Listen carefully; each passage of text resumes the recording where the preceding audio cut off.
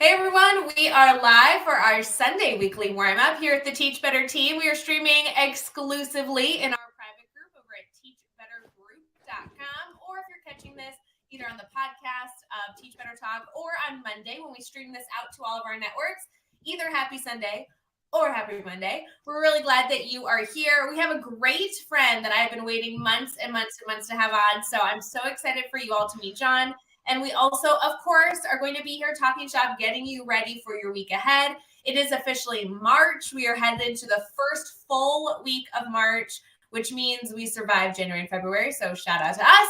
And we have some good tips and tricks to add some excitement back into your classroom and your lesson design. So feel free to use the comment section to say hello to your friends and family. Remember, everybody that is streaming in this private group will see each other's comments. So we're not only sharing resources here on the live stream, but also in the comments. And we'll be right back.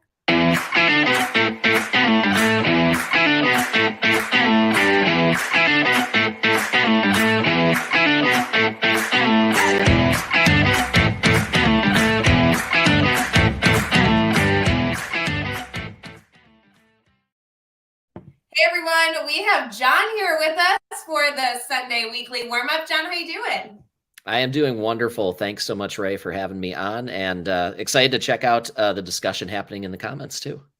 Oh, it's going to be so fun. That's what I love about our Sunday weekly warm-up specifically. This live streams exclusively in our private group. So anybody that comments gets to see each other's comments, which is fun. Our other live stream, our Wednesday Wake Up, streams on all these platforms. And on the back end, you and I, we would be able to see all the comments, but they can only see the platform that they're participating in. So you kind of miss like some of the fun, some of the jokes, the one-liners. I love the Sunday show. Everyone gets to be a part of everything. Fancy schmancy. Yeah, for sure. For sure. So for John, I know that we have had this scheduled for months and months and months. I'm so glad it's finally here. Will you share a little bit about who you are, what you do in education, kind of all that jazz? Yeah, absolutely. So yeah, my name is John Spike, and I started as a high school language arts teacher and moved into kind of that tech integration specialist role. You know, your districts might call them different things, tech coaches, all that. And after that, actually, now what I do currently for my kind of weekly job is coordinator of instructional technology and integration services at the University of Wisconsin-Whitewater in kind of the College of Ed. And basically, that's a long title. That means I make sure that number one, folks have the skills and the strategies necessary. Future teachers and our instructors who work with future teachers, they have the strategies necessary to integrate tech in a meaningful way, and then also just that they have the tech they need. We're exposing them to new and emerging tech, and just making sure that everything is cooperating so that they can be successful in that. And then I guess just personally, my side business is a company called GameStorm EDU, and we design educational games, specifically board and card games, because I'm a nerd. And I'll just show these just shipped into the United States, so I'm pretty excited. This is our commercial release GameStormers. This has been like a 2+ year project in the making, but this is a game where you design a game, and it's designed for classroom use, library, makerspace. And these are now, shameless plug, now available for sale, made by teachers for teachers and students. So yeah, sorry, Ray, there might be some shameless plugging. I hope that's okay with the viewers. John, I literally brought you on for the shameless plug because you and I have continued over the years to bump into each other at conferences to the point that every time we're like, John, I haven't seen you in 100 years. How are you? And we say it every time. Like, even if it's been only a year, it seems like every tech conference in the Midwest, you and I get to do the awkward, like, it's good to see you. I haven't seen you in forever. It's great. And then we fail to keep in contact in between. So I apologize for that. But what I love is that every time I talk to you, you have a new fun thing you're working on. And when you were showing me the prototype for the game that you're working on, which was months and months ago, I know that it's continuing in its development. Everyone can now go grab it. But I was like, this is not something we expose our Teach Better community to very often. And so I really felt like this is a fun opportunity to talk about something we very rarely get insight on. So we're going to pick your brain the entire time. So feel free to shameless plug as you go. Sounds good. Yeah. And honestly, some of the things I'll talk about, I think we all incorporate the spirit of, kind of playful learning and game-based learning. And we might not consider ourselves, in that world, but we do so many subtle things that have just like good game design principles at heart in it. So I will say, some of you in the chat might be going, "Oh yeah, I don't do that," but you really do in some of just the ways you approach good teaching. So yeah, I think it's embedded in everything we do. It's just that we sometimes don't identify and go, "Oh yeah, that's something that games do well and we do well as teachers." So I'll just get that clarification in there. I bet there's a lot of it happening. Yeah, I really think that that's important to discuss, and something that you're going to have to give us that wide spectrum of support. Like the beginners want support, and also our advanced, maybe big gamers here in this community are going to want support from you throughout the show. I will tell you, John, and I want to admit this openly because I'm embarrassed to say, I think when people tell me they want to incorporate games into the classroom, I'm immediately intimidated. And it's not because I'm unwilling. I am super willing. I love creativity. Games as a concept, sign me up. I don't know how. So like it's intimidating and I haven't done it. And in my mind, I'm like, I haven't done it at all. Maybe I've done it a little and just don't know it. But I'm excited today to talk about not only the games you're working on, but also like some natural steps we can take maybe as early as this week to start to see how we use these skills and strategies in the classroom all the time, so it becomes less and less intimidating. Do you know what I mean? Yeah, yeah, absolutely. And that's perfect because I really when I kind of share strategies and resources on the website or with the game, it's all about, something you could do tomorrow or something you could build towards. And so I try to differentiate it. The game is actually differentiated for I have 10 minutes to give your game. I have a class period to give to your game. So I designed it with teachers in mind, knowing the stresses of I don't have time to play a fully fleshed out game. We're not going to sit down and play Risk for a week in a class because Right. number one, everybody would hate each other at the end of it. And number two, like every minute is valuable. So yeah, there are going to be some tomorrow and some, this could be a whole summer school course, right? So a lot of different variations. Well, what I appreciate about this, John, is like we'll be able to have a good discussion for all different types of educators here in this conversation. And then they can stay connected to you and throw questions and ideas your way to kind of brainstorm. Because I at least want us to all commit here in the chat. If you're watching live, especially with us, we're all going to commit to stay open-minded, even if we're scared, intimidated, because I will admit I'm one of those people, but I love what you're doing, John. And I'm so excited that you are now officially part of the Teach Better family. Yeah, yeah, and I do appreciate just being able to chat and discuss and hear from maybe if folks want to throw in the chat kind of some things they do and kind of this playful and kind of teaching with a kind of game designer's heart kind of attitude. I'd love to see what people do in this vein. And I think honestly all teachers are kind of designers of like this experience, and really that's what game designers are too. So I think they're one and the same. And what's interesting is I'm in a lot of Facebook groups of board game designers. And it's amazing. They'll do hey, what profession are you in? And I swear almost half of the people in that are teachers in that game design forum. And so it's really, I think it comes naturally that we love to design with the end goal in mind. We love to design something that's going to give people interesting choices, that's going to get some laughs, that's also going to make you feel like you're building towards something big. And I think teachers and games do that, right? So. I love that challenge, John. It's a perfect challenge to give our community here as we are diving into our discussion coming up next. Feel free to add your thoughts on that topic and also let us know what you teach, because John is going to not only be chatting with us live on screen, but also responding to your comments as we go. So we'd love to have some context if you're a middle school teacher watching, elementary, high school, maybe you're in higher ed. We'll be right back.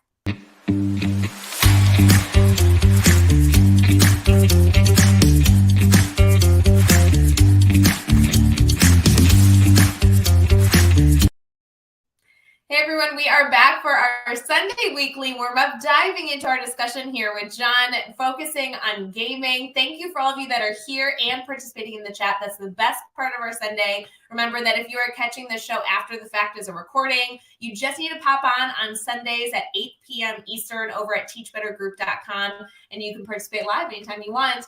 John, we were just getting into our discussion about how incorporating gaming can not only not be intimidating, but also might be something we're already doing and just not being aware of it. Would you mind giving us some ideas of maybe some things our community here aren't aware of that actually is thinking with the gamer's mindset?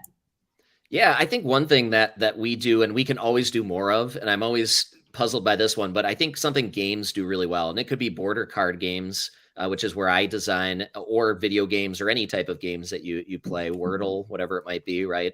I think what they do is they really help us like see our growth and see our skill development. We see almost like that skill tree of our character in a role playing game. We see us like advancing, and I see myself building up and unlocking new kind of routes of my growth. And one thing that always is a struggle for me is showing my students, like, yes, during the course of our course or this year, you've developed so many skills, but it's hard to see those. Like a game has an interface where you see the tree, you see the level up, and any way you can do that. I actually started making skill trees for my students, and my students are college age, adult age, going back to get like, a master's or things like that. And I found it's really helped. Like they almost see, and what's cool about a skill tree, when you see like, I started here and I unlocked like good coaching strategies, and it opens up now differentiating using tech. I think it also mirrors like those synapse connections we make in the brain, right? So when you think about what's actually happening in our brain biology, and I'm an ELA teacher, so I apologize to any science teachers if I just like completely like miss a term here, but like you actually like are forging those connections and connecting everything. And same thing is happening. You're developing skills, and that tree is growing in a game. And any way we can help students see that and see the growth, I think is helpful. And I think what goes along that with that too is helping make learning visible. And I think just a tomorrow, so that would be like a big picture. How can you help students see that like unlocking and growth? And Ray, I know you're a math background, and I think math has such a natural tree that sprouts out of it, right? That's exactly what I was thinking when you said that. I was like, oh, that works really well for a math class.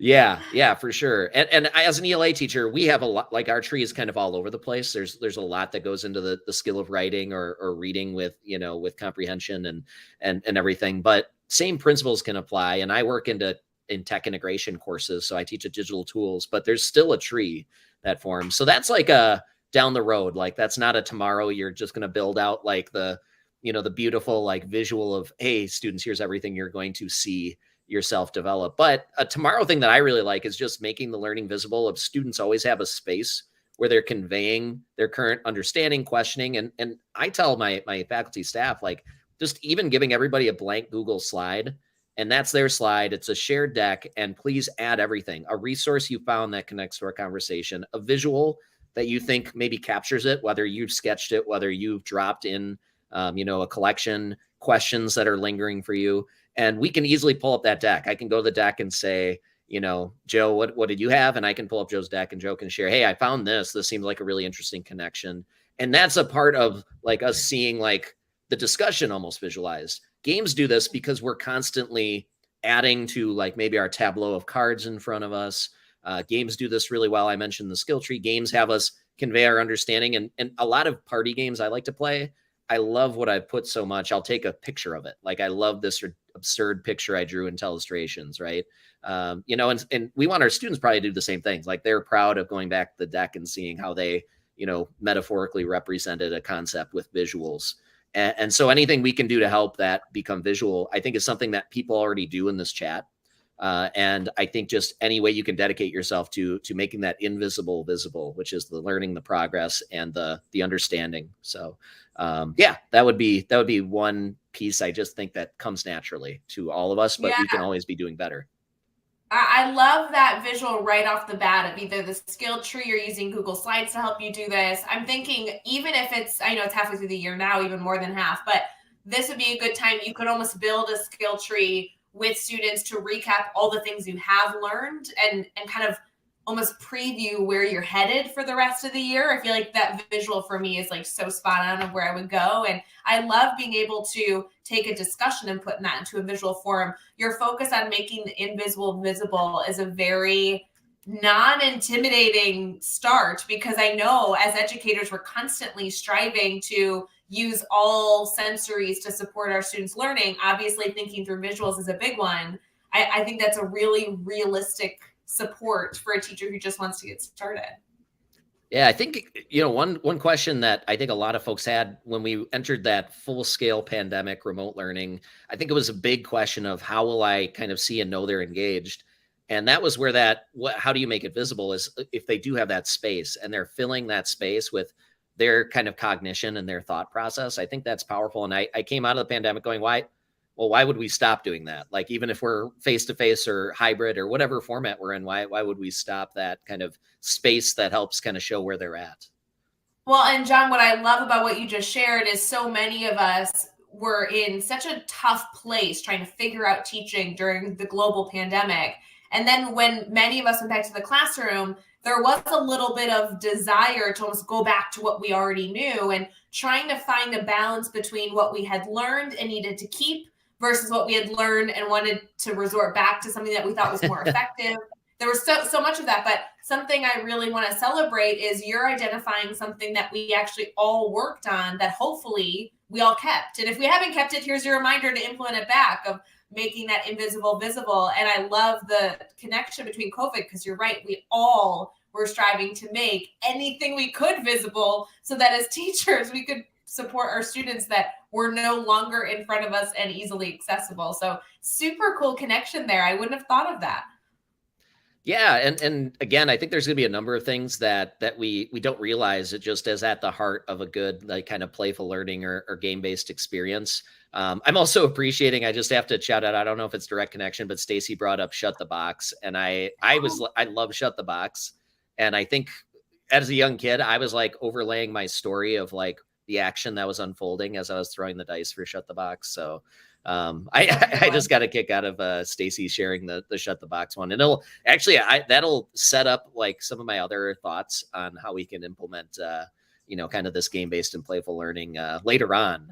Stacy's kind of set me up there with the Shut the Box example. If I'm thinking of the same Shut the Box as Stacy is, it's the one where you have the dice and you're trying to get the numbers enclosed. Yeah. Right? Yep. Okay. Yeah, that's what I was picturing. Okay.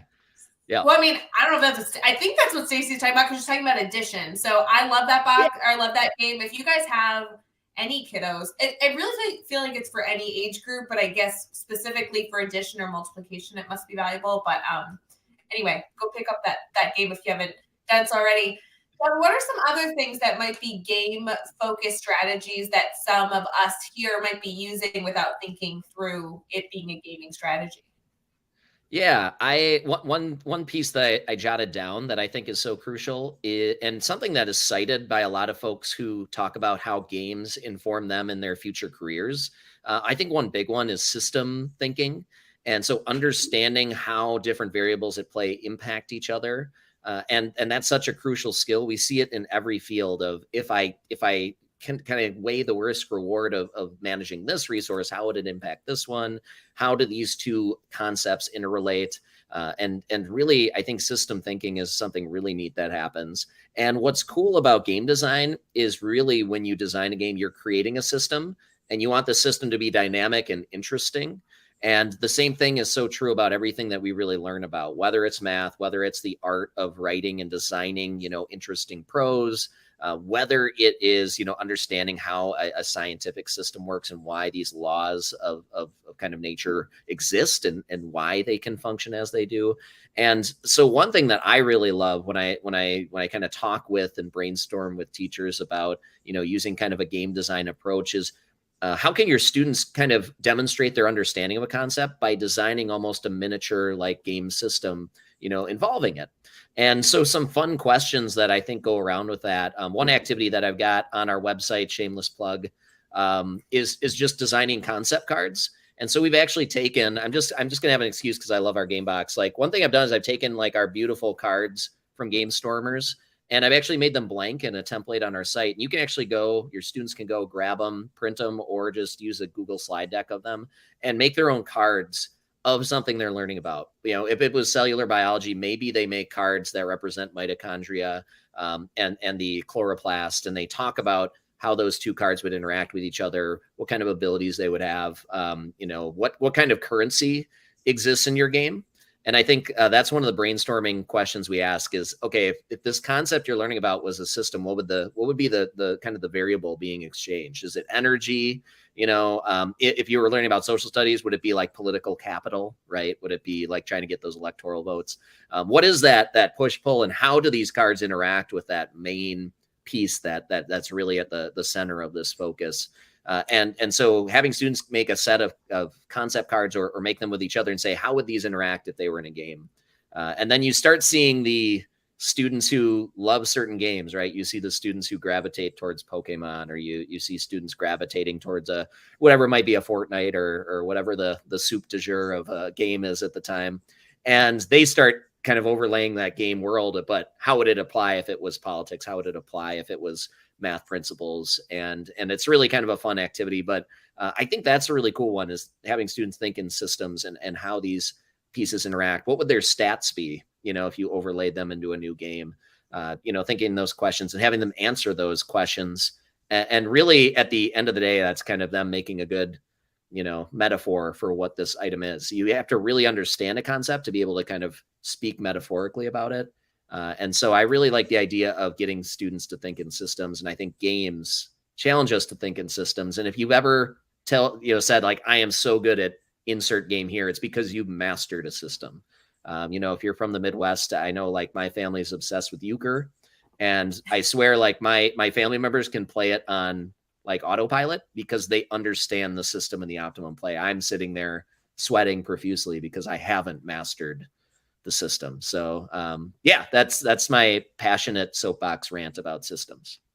I love it. And I love not only the rant, because what I'm thinking is everything you just described actually is a great teachable moment for our students as they're designing the games, understanding that what they're doing is designing systems. I think that's such a cool connection to the game itself. And then I know you gave a shameless plug. I love that you have cards that are blank that students can download and we can use in our classrooms. What a great, easy resource. And I'm sure they're gorgeous. I mean, I do want to hear all about the game that you've designed and make sure that we plug that, because I know there's so much work that goes into that. But I love that you then took a component of that to make it a download that we can use in our classrooms. So cool.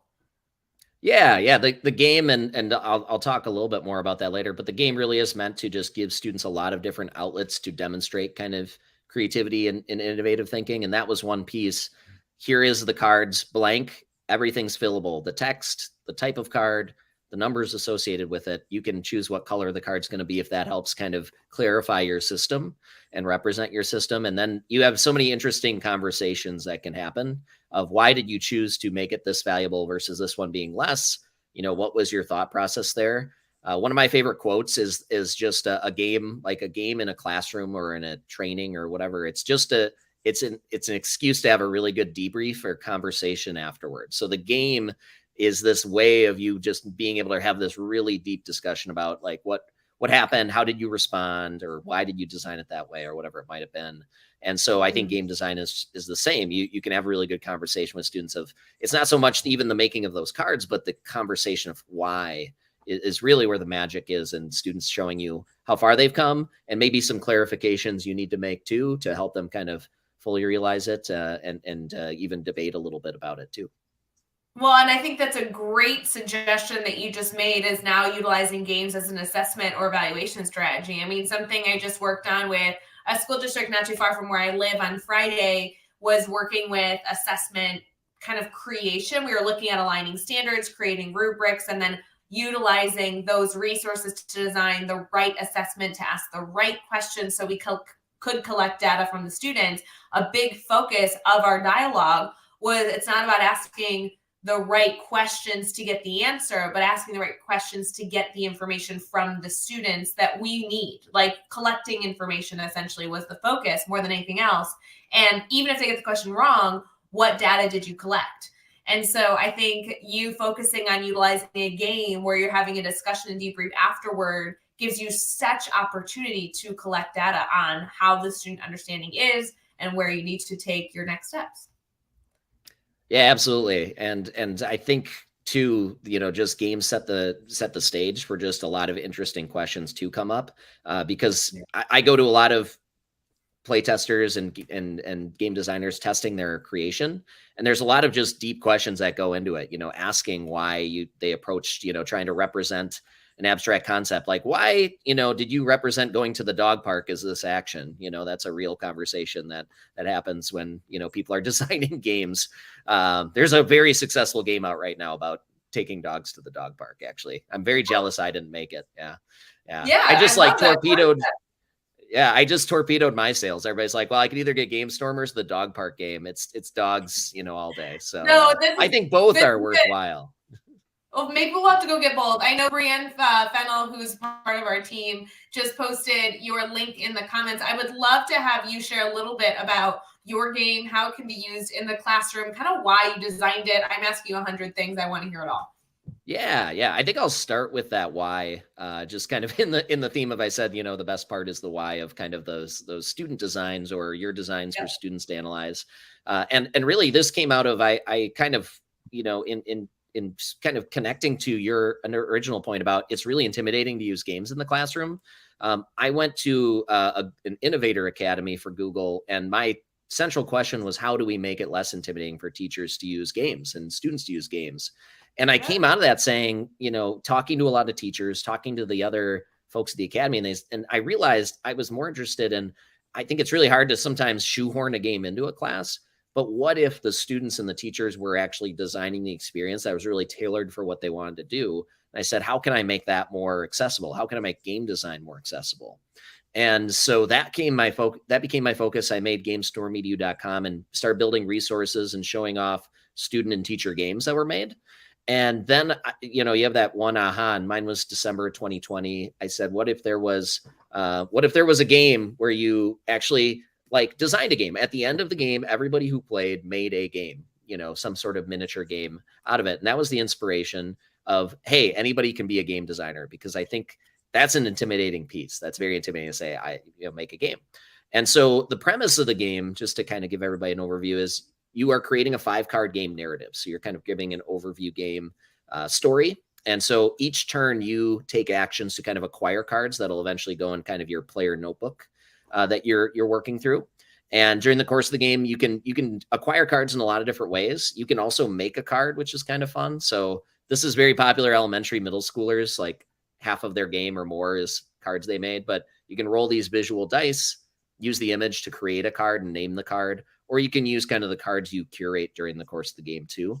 And so at the end of the 5th turn, everybody has made a 5-card game narrative, and you pitch your game narrative to the other players. And your goal is to kind of get either get the most votes and be kind of named the player's choice best game, or B, all the cards score you points that are in your notebook, and some of them can combo if you meet certain goals. Like maybe you mixed and matched a lot of different game worlds. You mix fantasy and sci-fi and horror together, or maybe you did a game that's entirely about the high seas. And so you can also score points by kind of meeting these challenges, as a game designer. So there's a strategic winner. There's the kind of player's choice voted winner. And then the other thing I find with the game that students really love, and I think everybody who plays it, seems to enjoy, is that at the end, everybody is blown away that they made a 5-card game work. They made it cohesive. It functions. It's a story. And I've never had anybody play where they just said, nope, I can't make this story, or I can't make a game out of it. Everybody truly has that 5-card game. And so that's my favorite part of it. Oh my gosh, I cannot tell you. I'm thinking through. I have so many questions, and all I am thinking is the answers to my questions is probably just to grab the game, grab a few friends or a few students, and say, let's just see if this works or if John's full of it, right? Right. Yeah, absolutely. Yeah, it's, and I just want to say, I know you mentioned this, Ray. It's, the evolution and the time and everything. This game started very differently. And it reminds me a lot of, the act of writing. And you think about what people's first draft of novels, what first draft of screenplays, they get so whittled down and distilled down to the best parts, otherwise we'd be watching 5-hour movies and being a lot less efficient as a society probably. But this game started as like very bloated and not fun and complicated. And I've had so many hours of feedback, first and foremost from my wife, who was, during the pandemic, she was playtester A, B through Z, playing it. But then also I had tons of teachers, students, gamers, non-gamers playtest this and tell me very honestly, this is working, this isn't, this is too complicated, this is confusing, this works. And so it's been distilled down by, thankfully, just a lot of wonderful perspectives from people in the field, people who just, play board and card games, and then just also family and friends who are respect me enough to be brutally honest with me, which is the best thing you can ask for when you're working on something like this. So yeah, it's been really focused in on that. How do we design a game? How do we also, the goal of the game too is to subtly kind of show students and teachers, kind of some different game mechanics too. Like you don't just have to have a square board that you roll a dice and go a few moves. This game is all about, there's so many different ways to play games now. Let's show you a few of those kind of tactics because it's also kind of a subtle, here's how you can now jump off and maybe use some of these in a game you design. So that's another sneaky goal that the game has, is now you take that next step with your game that you kind of laid out. Bree commented that it's a conference idea. I think, John, you need to apply for a Teach Better Conference 2023, and your session should just be people getting into groups and playing this game and talking about how they can use it in their classroom. Because I think once you immerse people in it and when you start brainstorming with them, I can only imagine the creativity that would come from that session. Yeah, I've had the good luck of, at conferences, I kind of do a game design in any subject session. And I hand everybody out, the game is made up of the cards that go in your game. You have a storyline. You have two kind of items, we call them. They're your nouns, people, places, things in your game. And then what we call mechanics. So those are the actions you can take. They're the verbs. They're what helps you reach your goal, what gets in the way of your goal. What are some rules that govern your game that tweak everybody's, trying to chase the goal. And so I give them a few of each type, and they make a 3-card game and pitch their game to their neighbor. And within the first 5 minutes of the session, everybody's made a 3-card miniature game. And that's another one. I've never had anybody not make a game. And so like we start off and I'm like, everybody, congrats, you're all game designers. Now let's dive into how we can, use these principles in the class. So yeah, actually everybody does get to play like kind of a little mini version of the game. And I love starting with it. And I tell people, I'm like, walk away with those cards. I don't want them back. They're yours. Go forth and use them in your class.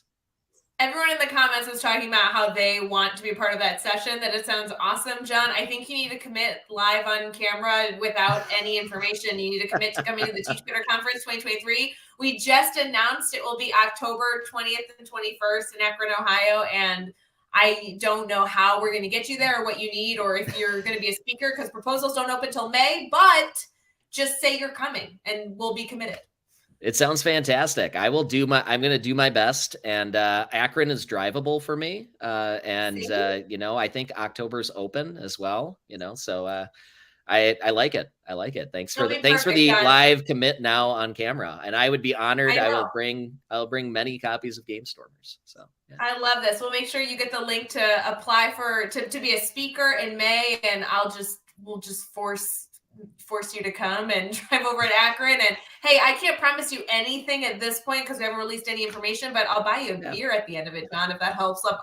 Networking will be really fun. Done. There you go. Done and done. It'll be great. For those of you interested, if you haven't heard about the conference, we're really excited that details will be coming out throughout the next few months. I heard a rumor keynotes and featured speakers will be announced in April. Proposals will be open in May for all of you to apply to be a speaker. We'll then be announcing all those speakers over the summer. And we have a lot more surprises we have yet to announce. So keep your eyes peeled. You can see all those details over at teachbetterconference.com. John, we are going to transition here really quick into our next segment, and we're going to keep this conversation going.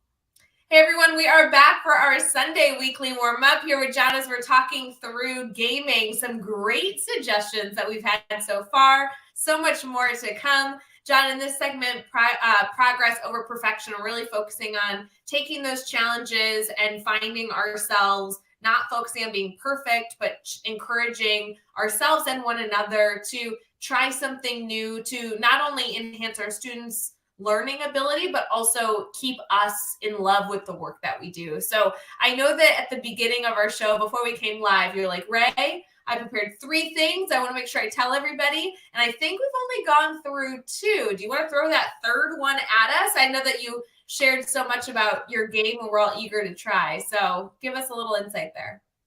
Yeah, yeah, it is. It's spooky how those, that homework that you assigned is coming in so handy. I wish I I had love done it. more of it in high school now. So that's just, I was pretty good about that. But yeah, the third piece I think actually goes really nicely with kind of the prompt you set up here, and this is something that I think again we do, and I can't stress enough how wonderful it is for students, and it's the idea of creative constraint.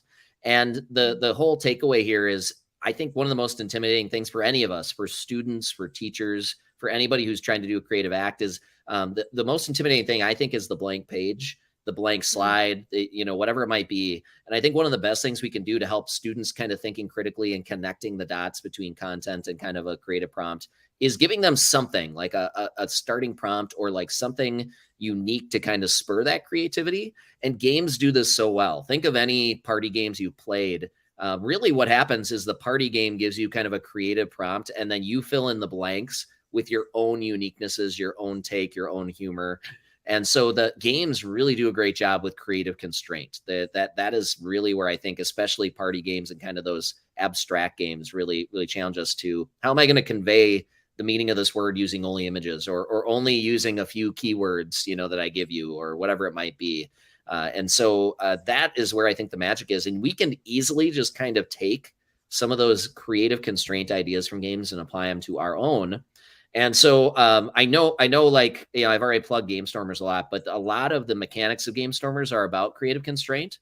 So I told you, one example was I give people at the start of my session, like, I give them a handful of like, here's two storylines, here's two items, here's two mechanics. Make a 3-card game narrative working in one of each. So I'm giving them, hey, choose one or the other, one or the other, one or the other. I'm giving them 3 choices to string together to make a game. I have gone from come up with a game idea, no prompts. If I asked myself to do that, I'd be really intimidated.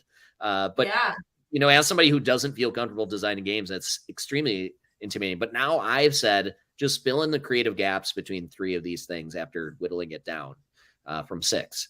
And that's a very doable thing. So ways that you can do this in the classroom. One thing that I mentioned, with the game, and I'm just going to show off some of our card art because it's great. So here's like our blacksmith shop card because, just amazing art. But one thing that you could do is just take, it doesn't have to be our game, but our game has amazing art that I think would spur creativity. But I used to do this like a decade ago is I would give my students I'd find the most like really surreal or interesting images on the internet. And I'd give them those and then I'd have them connect their vocabulary.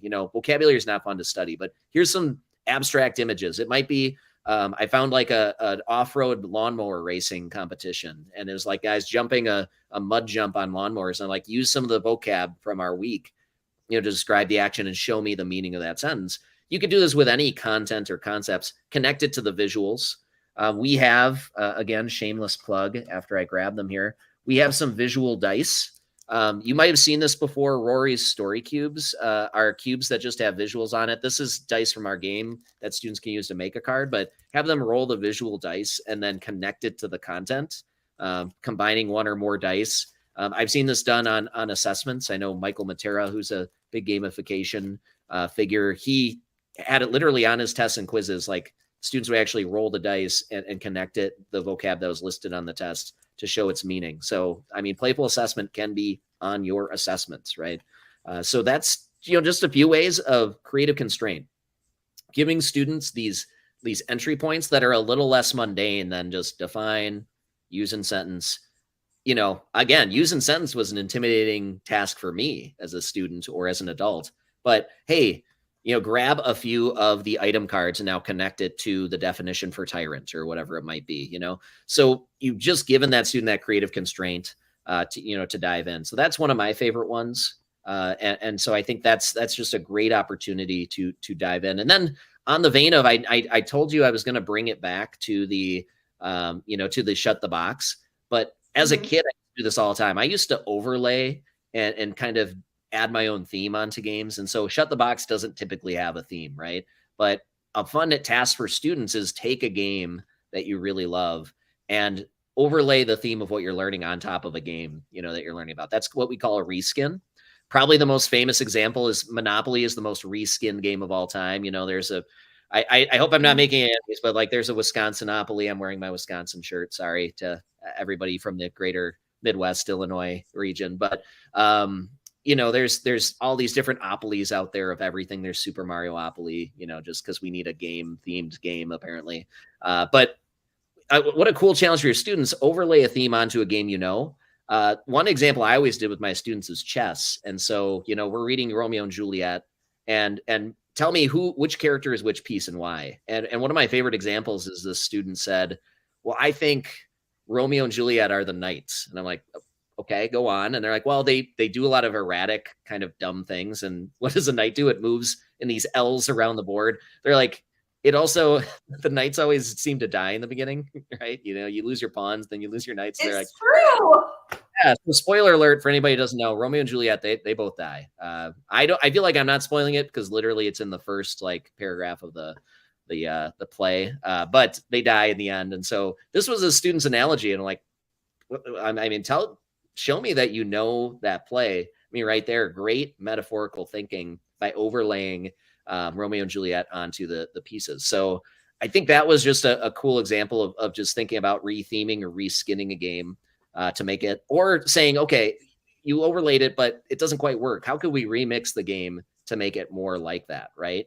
How could we make it feel a little bit more like that game? What would you tweak about the game to give it more of that feel of whatever you're learning about that Romeo and Juliet, or what game fits it better than the game we just rethemed for it? So these are all creative constraints. I'm giving you this world, this little prompt, these visuals, this game. Tell me where you see connections. Tell me where it doesn't work. And you're not starting out from scratch, right? You've got this prompt that can really launch it in. And games, especially party games, are like that little creative constraint, little space that you then kind of riff on as you're given ideas, visuals, manipulatives, whatever it might be. And again, I know people in the chat do these already and aren't aware that they're really designing a game or a playful experience for their students. And hopefully this launches into some other ideas for doing playful learning and game-based learning.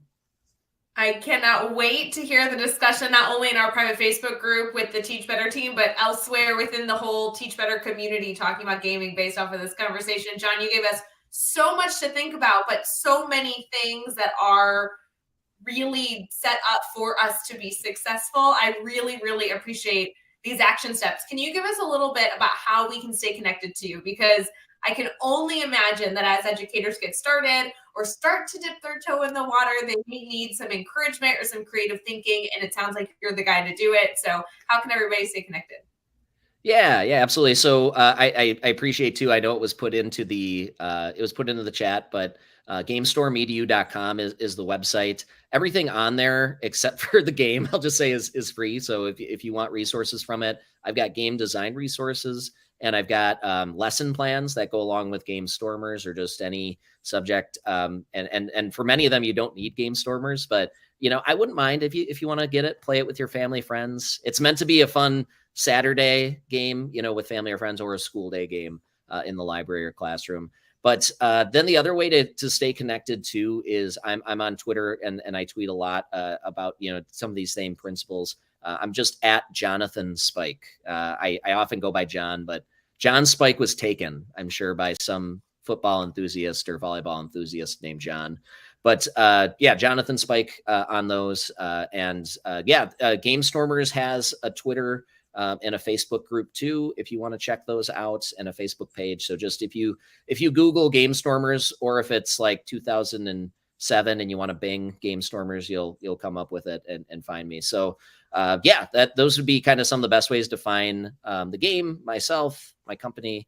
The company, and this is all just a passion project. I'm an educator at heart, work with future educators first and foremost. And I love talking about these topics. If you need game suggestions, I swear my only suggestion won't be Game Stormers. I just love games too. So if you want to talk about anything, just, hey, I'm looking for a good gift for this family member. I want to give them a game. I love answering that question. If you want to talk about working in these game principles, I'll also answer that one. That's a little bit of everything I think about how to get in touch with me.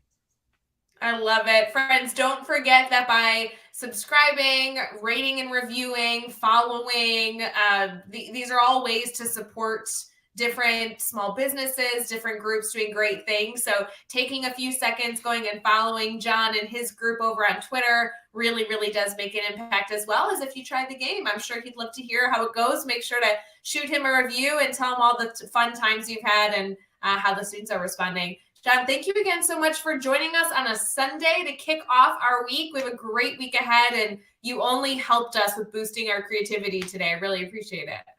Yeah, thanks so much for having me, and thank you everybody in the comments I've been reading through and loving the sharing. You know, we got some shout outs to doing things like Giant Jenga. You know, I've seen Giant Jenga with people writing different things like making Jenga poetry, you know, like having words on blocks and fun things like that. So yeah, loving the conversations, and thank you again for this opportunity.